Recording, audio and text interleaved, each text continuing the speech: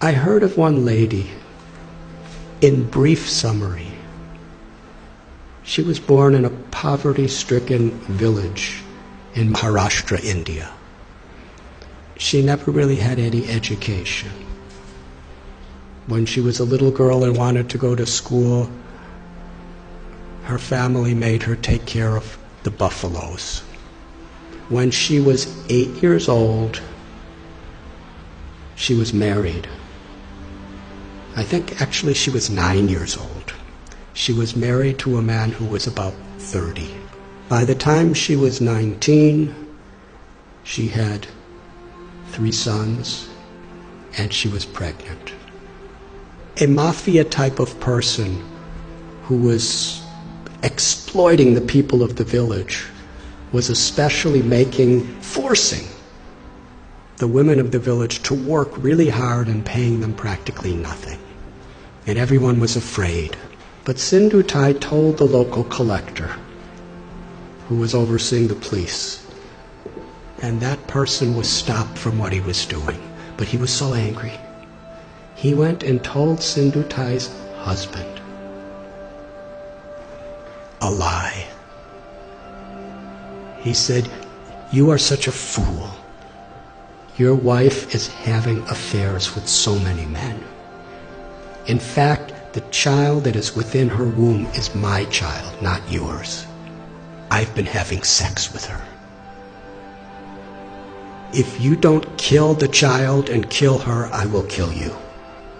So the husband, the girl's 19 years old, he kicked her in the chest, not in the chest, in the stomach, repeatedly, to kill her and the child. She laid unconscious. He thought she was dead. So he dragged her to a cow shed where a whole herd of cows are being kept, thinking that people will feel that the cows just trampled her and that's how she died. So she laid there unconscious.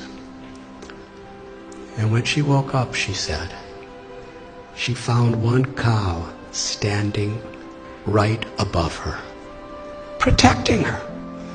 There were all these buffaloes and oxen and cows walking, and they would have certainly trampled her.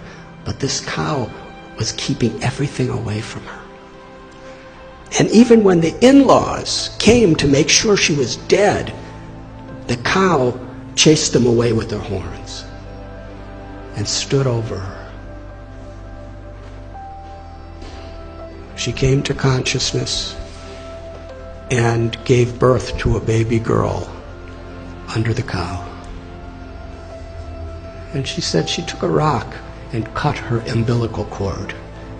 Took about 20 slices to get free from it. And for hours and hours the cow protected. And Sindhutai, when she got enough strength, she embraced the cow and promised, "As you protected me when I was in great need, I will protect others who are in need." It's a long story, but no one would have her back. Her own family rejected her, her biological family, because according to their tradition, once you're married, you could never come back home. A foolish tradition, as many are these days. In order to not be exploited, she was sleeping in a crematorium with her little baby child. And she would collect wheat that people would put around the dead bodies, and she'd mix it with water and cook it on the fires of the dead corpses. It became such a depressing life for her. She decided, I don't want my child to live like this. So she was going to commit suicide.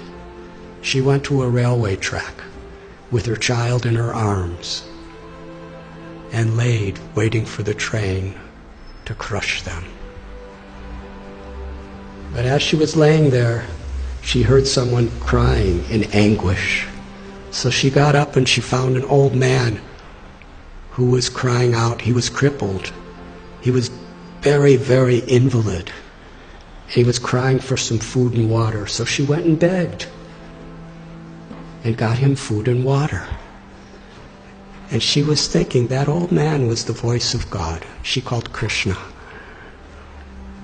She said, was telling me that I had a higher purpose in life than to commit suicide. I have something to do, something to contribute to this world. But then later in the day, she was sitting in a field wondering, what am I going to do? I have nothing. I have no one. How can I help anyone? She was under a tree, and she saw that there was a branch of the tree that a woodsman with an axe had violently cut. The branch was just hanging by a single string. But that branch was giving her and her child shade. So she was thinking, this is the answer. However much I have been beaten down, still I could do something for others. So she started going and finding homeless, abandoned, orphan children. And she became their mother, taking care of them. Somehow or other, she learned how to sing really nice, and she begged with her singing, and she provided for them, and somehow or other kept them safe. And after some time, people saw what a difference she was making to so many people that they built an orphanage for her. Over the years, she said, she's had about 1,500 children, over 1,000 grandchildren. And she's made a tremendous difference in her life. All of her children have a great education. Many are doctors and lawyers and farmers, something she never had. She's won so many awards internationally for her accomplishments. But then she explained what the most meaningful and fulfilling thing she ever did in life.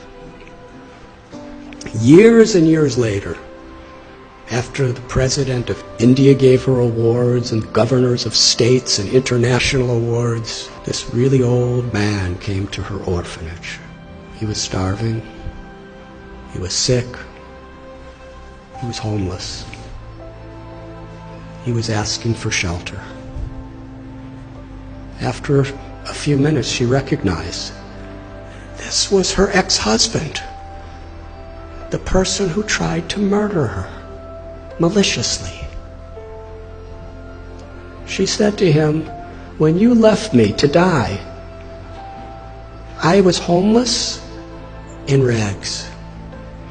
Now you're homeless in rags, and I have a nice place with so many people. She said the most meaningful thing in her life is she forgave him. And she said, I will give you shelter, but I'm not your wife. I'm your mother. And when people would visit the orphanage, she would introduce him. This is my eldest son, and sometimes he's very naughty. She told a story. It moved me. So at one place, I shared this story, and somehow it was on YouTube.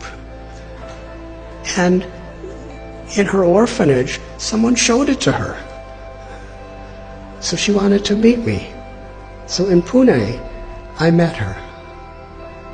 And she was with a couple other people. And we spoke for about an hour together. It was a wonderful conversation. And afterward, there was one lady who was sitting next to her, who was just beaming with smiles the whole time, but didn't say much of anything. And when I was just about to leave, Sindhutai said, I want to introduce you to this girl. She's the one who was born under the cow. She's now a medical doctor, and she's taking charge of one of our orphanages. And then she said to me, I consider all of the tragedies in my life to have been gifts to empower me to make a difference to others. She considered it all the grace of God. She said, "My life has been a road with many thorns, but I made friends with those thorns, and my life became beautiful, and I could give beauty to so many other people's lives."